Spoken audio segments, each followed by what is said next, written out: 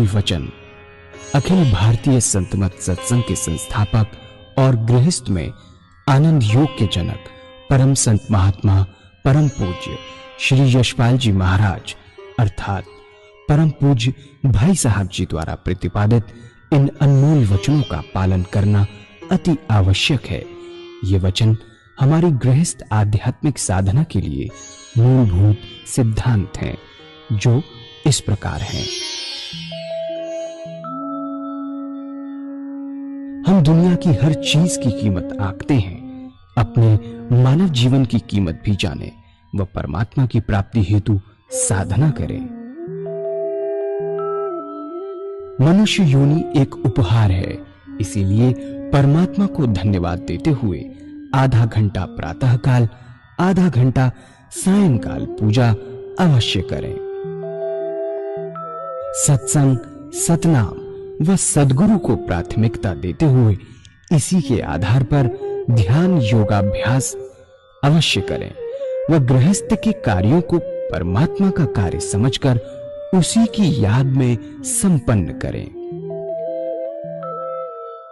हर समय ये ध्यान रहे कि गुरु कृपा द्वारा परमात्मा की पवित्र सत्ता का हमारी आत्मा में वास है, अतः मन में निरंतर अपने इष्ट देव का जाप करें। मान सम्मान की इच्छा न करें व अपमान से दुखी न हो। परमात्मा के अतिरिक्त किसी और का भय न करें। दूसरों की बुराई न करें, न सुने, सत्य व मधुर बोलें, अश्लील शब्द मुंह से ना निकालें, सभी से नम्रतापूर्ण व सुंदर व्यवहार करें। धर्म पत्नी के अतिरिक्त अपने से बड़ी से माता जैसा, बराबर की से बहन जैसा व छोटी से पुत्री जैसा व्यवहार करें। सांसारिक जीवन यापन की आवश्यकताएं अंतहीन है, इसलिए अधिक से अधिक समय सत्संग में व धन परोपकार में खर्च करें। याद रखें, न स्त्री माया है, न धन दौलत, न ही परिवार। माया वह है जो हृदय को परमात्मा से दूर हटा दे। अतः निरंतर सत्संग और सद्गुरु की शरण में रहने का प्रयास करें। भोजन अपने इष्ट को अर्पण कर प्रसाद रूप में परमात्मा की याद में करें। रात्रि में सोने से पहले अच्छे बुरे कार्यों का आत्मनिरीक्षण कर उसका समुचित पश्चाताप करते हुए ध्यान करें व प्रभु की गहरी याद में ही विश्राम करें। परमात्मा तू ही है, तेरी इच्छा पूर्ण हो।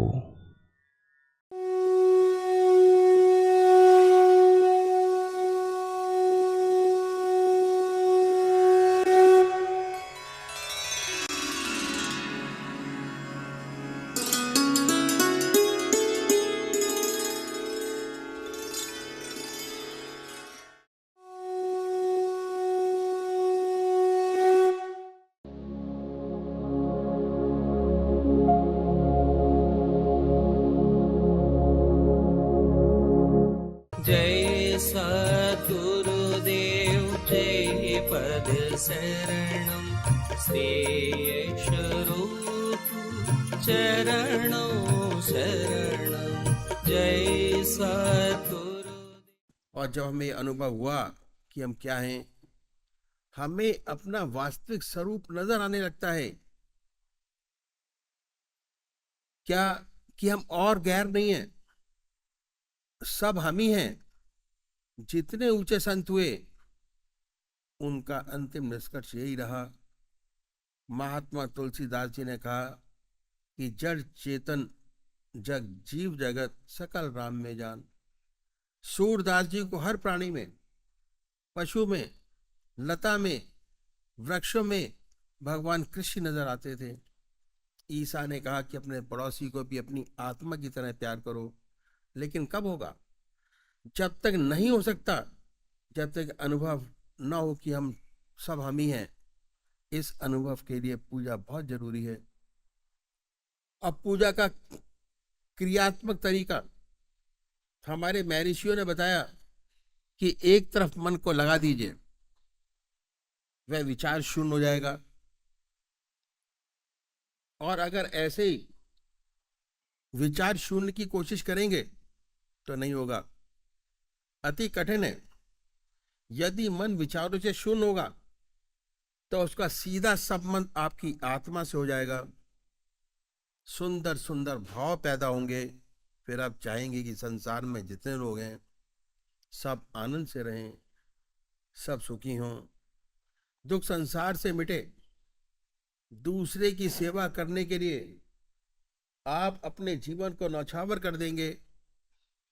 साइंस और टेक्नोलॉजी ने बड़ी भारी तरक्की की है, चंद्रमा पर पहुंच गए, मिट्टी खचोट लाए वहां से, सबने देखा।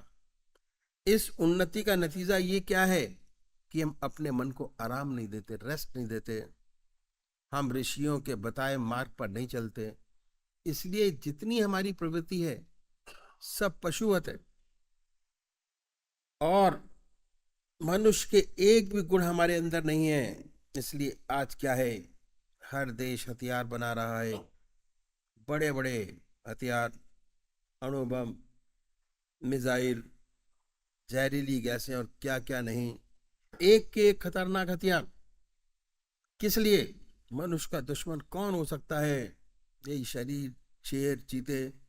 इसके लिए तो बंदूक काफी है, एक राइफल बहुत है। इन सब की क्या जरूरत है? मनुष्य को मारने के लिए, हमारी अपनी मनुष्य जाति को बर्बाद करने के लिए, अपने को मारने के लिए आज आंकड़े ऐसे हैं, ऐसे भयंकर हथियार बन के तैयार हो चुके हैं। अगर गलती से भी चल जाए और इन सब हथियारों का इस्तेमाल हो जाए, आज दुनिया के जितने मनुष्य मात्र हैं उन्हें 40 बार जन्म लेना पड़ेगा, तब ये हथियार खत्म होंगे। और इन पर पैसा कितना खर्च है? बहुत ज्यादा। अगर सारे पैसे को एक कर लिया जाए तो आज दुनिया की शक्ल बहुत ही बदल जाए, ये पृथ्वी स्वर्ग हो जाए। कोई आदमी बगैर काम का न रहे, ना कोई बगैर घर बार का, इतनी सुंदर हालत हो जाए। पृथ्वी को स्वर्ग बनाया है। जितने एस्ट्रोनॉट हैं जिन्होंने उड़ानें भरी हैं, कहते हैं कि सबसे सुंदर पृथ्वी जो है वो अर्थ है। तो भगवान ने स्वर्ग बनाया, लेकिन हमने इसे नर्क से बदतर बना रखा है। युद्ध का पता नहीं कब छिड़ जाए।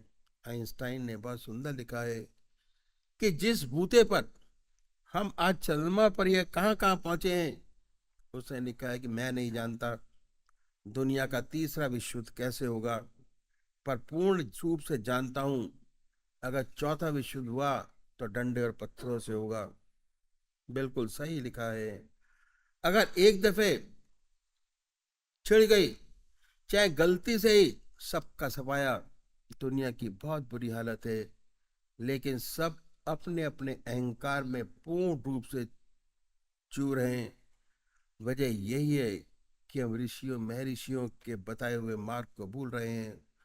तो हम देखते हैं कि भगवान आपकी पूजा का भूखा नहीं, अपने विकास के लिए, मनुष्य मात्र की भलाई के लिए, संसार की भलाई के लिए यह पूजा परम आवश्यक है, बहुत जरूरी है। कहा है कि जब मन को नींद आ जाती है, आत्मा को भी नींद आती है। कहा है कि जब मन को नींद आ जाती है और रूह भी गाफिल होती है, तब मैं अकेला होता हूँ और यार की महफिल होती है।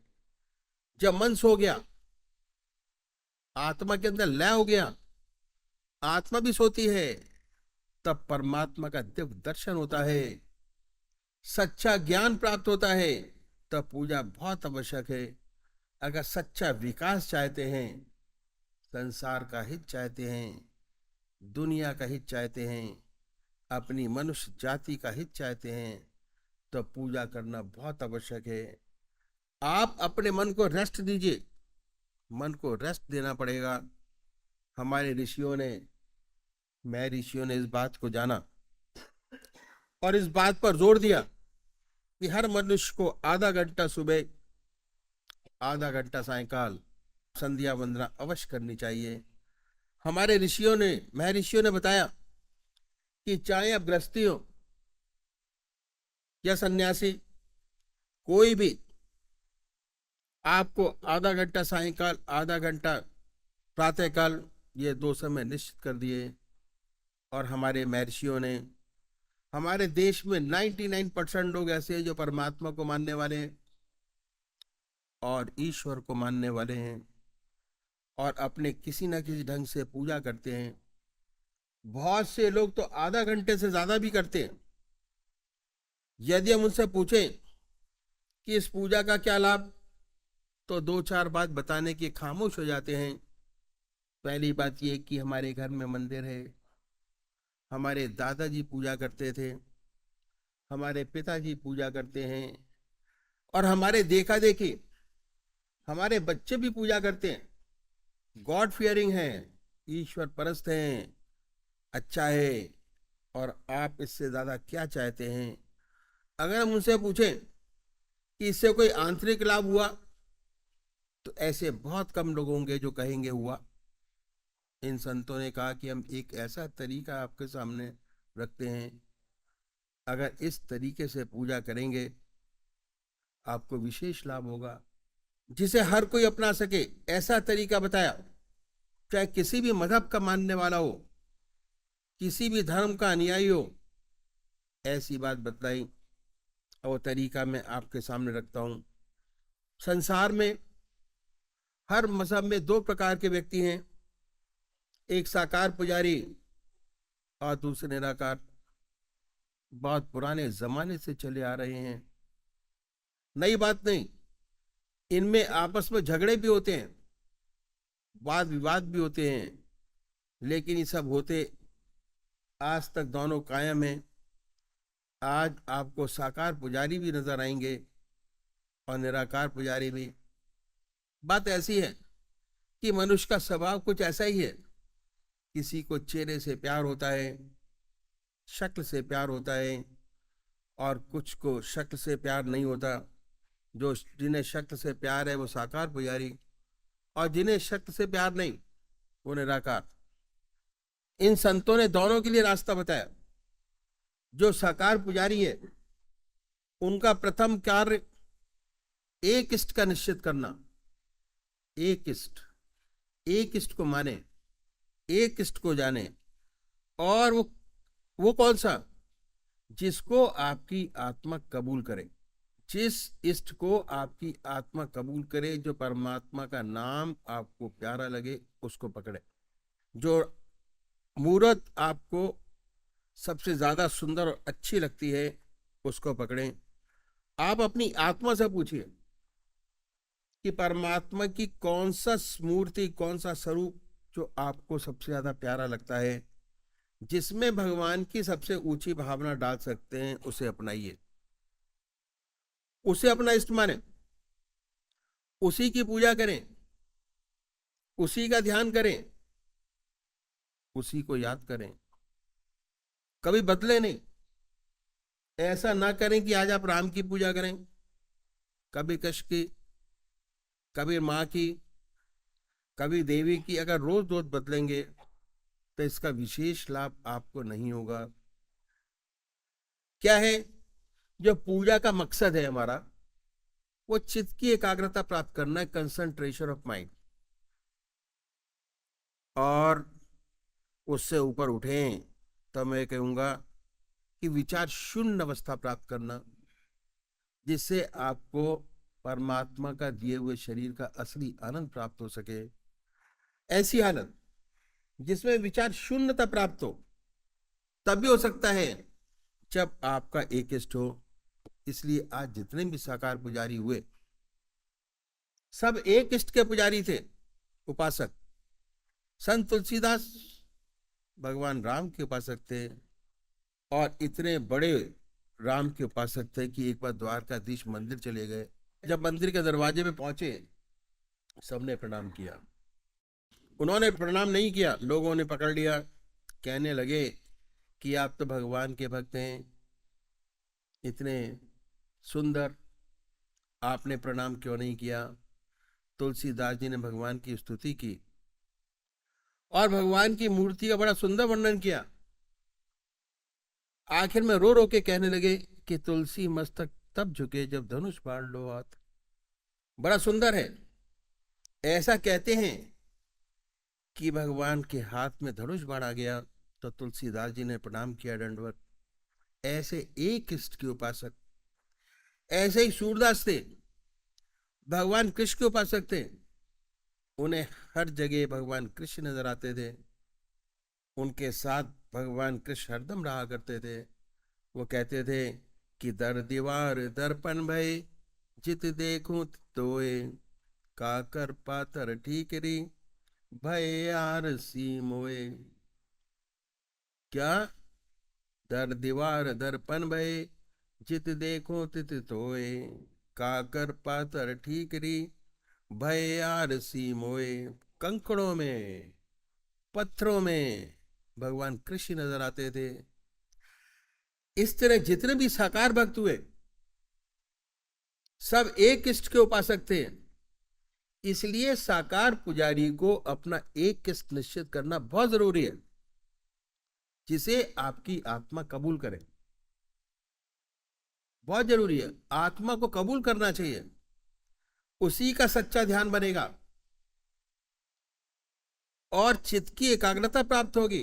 कंसंट्रेशन तभी हासिल होगा, नहीं हो पाएगा अगर बार बार बदलेंगे, बहुत सी मूर्तियों का ध्यान करेंगे तो पूजा का जो असली मकसद है वो पूरा नहीं होगा, चित्त की एकाग्रता प्राप्त नहीं होगी। असली पूजा तब बनेगी जब आपका एक इष्ट होगा। पूजा करने के लिए कुशा या कंबल का आसन हो, बड़े प्यार से बैठिए, धूप दीप जलाएं, साफ सुथरी चादर बिछी हो, सफाई के साथ, रात्रि के वस्त्र बदल कर बैठे। यदि स्नान नहीं कर सकते तो कोई बात नहीं, मुंह हाथ धोकर सुख आसन से बैठें। फिर अपने इष्ट को सामने देखें कि आपका इष्ट सहचरी सामने विद्यमान है। ऐसा विचार कीजिए, ख्याल से, भाई थॉट है ना, विचार कीजिए। फिर भक्ति भाव से कोई भरा वचन गाइए, बड़े प्यार से अपने सामने अपने इष्ट की मूर्त बनाएं। बड़ी बड़ी आंखें हैं, गोल चेहरा है, जटाएं हैं, सर्पों की मालाएं बनाएं ख्याल से। ख्याल में वही रहे, ना कोई दूसरा विचार है ना ख्याल। क्या होगा जब आपने काम करना शुरू किया, भक्ति भाव से कोई बड़ा भजन गाइए, तो क्या होगा कि जितने आपके वहरमुखी विचार हैं, इधर आधर के, दुनिया के, जैसे ही आपने भजन स्टार्ट किया वैसे ही मन हटकर ईश्वर की तरफ लग जाएगा। और इसके बाद जब ध्यान करेंगे तो ध्यान बनेगा। पहले बाहर देखिए, जब आपके इष्ट की मूर्त बाहर बन जाए स्पष्ट रूप से, उस पवित्र मूर्त को अपने हृदय में बैठाइए बड़े प्यार से, इतने प्यार से कि ना कोई दूसरा विचार रह जाए ना ख्याल। हमारी आत्मा हमारे मन को देखती रहती है, बताती रहती है हम क्या सोच रहे हैं। जब मन हट जाए, आत्मा नहीं कहे कि भाई मन थोड़ी देर लगा और हट गया, फिर दोबारा ले आइए, फिर बनाइए और बड़े प्यार से उस मूर्ति पर जमाएं, फिर बनाइए। फिर ना कोई विचार रहेगा ना ख्याल, प्रैक्टिस। ना ख्याल रहेगा, जब चेतन अवस्था में लौटेंगे उसी के ध्यान में लौटेंगे। और क्या होगा, उस समय आपको बड़ी सुंदर अनुभूति होगी कि आपका मस्तिष्क, हृदय आनंद से भर गया। जिस चीज को सोचते हैं अगर वो सामने आपके स्पष्ट बन जाती है तो कितने आनंदित होंगे। ये आनंद महसूस करने का विषय है। जितना मस्तिष्क पर भार था हल्का हो गया। ये पूजा का तरीका जो संतों ने बताया साकार पुजारियों के लिए, साकार रूप से, और यदि ऐसे पूजा करेंगे तो इसका विशेष लाभ होगा, कंसंट्रेशन प्राप्त होगा। और जैसे ही कंसंट्रेशन प्राप्त होगा सुषुप्ति की अवस्था आएगी, सब विचारों से खाली होंगे और उसके बाद सुषुप्ति की अवस्था बढ़ती चली जाएगी। धीरे धीरे सुषुप्ति से सहज समाधि में प्रवेश कर जाएंगे। यह तरीका जो संतों ने बताया साकार पुजारियों के लिए। अगर ऐसे पूजा करेंगे तो विशेष लाभ होगा। दूसरे वो भाई हैं जो निराकार भगवान के उपासक हैं, जो परमात्मा की मूर्ति को नहीं मानते, वो क्या करें? वह भगवान के नाम को छाटे और उस नाम को चुने जो आपकी आत्मा को सबसे प्यारा लगता है। प्रेम प्यार, कोई ना कोई नाम से तो याद करते होंगे। हिंदू भाई ओम नाम, मुसलमान भाई अल्लाह, सिख भाई वाह गुरु, क्रिश्चियन भाई क्राइस्ट या गॉड। जो आपकी आत्मा को प्यारा लगे उसको पकड़े, जो आपकी आत्मा को अच्छा लगे उसको चुनिए। और फिर आसन तो वही बड़े प्यार से बैठे, सुख आसन से, रिलैक्स मूड में, और उसके बाद हृदय की तरफ निगाह रखें, आनंदमयी अवस्था बनाएं और ये ख्याल करें कि जब आपका हृदय धुक धुक करता है, बीटिंग ऑफ हार्ट, उस धुकधुकी में ओम नाम निकल रहा है। अब पूरे शरीर में वाइब्रेट करता है, महसूस कीजिए उसके वाइब्रेशंस। निकल रहा है ओम ओम ओम। जवान नहीं कह रही, हृदय से, जिह्वा से नहीं, ख्याल से, थॉट।